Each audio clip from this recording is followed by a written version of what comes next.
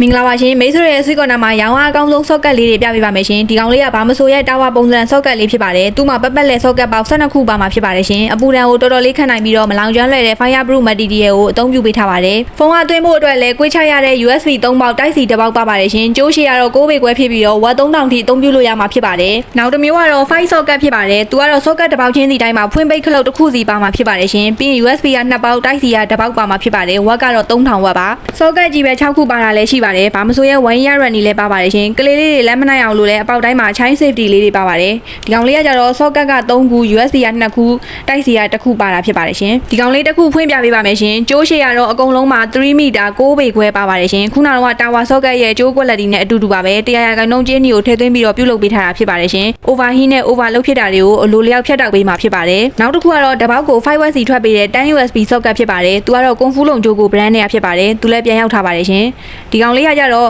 12 USB ဖြစ်ပါတယ်သူကအပေါက်20ပါတာပါသူကကြတော့ဥပမာ USB အပေါက်20ပါတာဆိုတော့10ခုပဲအသုံးပြုမယ်ဆိုလို့ရှိရင်10W ထွက်ပေးမှာဖြစ်ပါတယ်အပေါက်20လုံးအသုံးပြုမယ်ဆိုလို့ရှိရင်တော့5W ထွက်ပေးမှာဖြစ်ပါတယ်ရှင်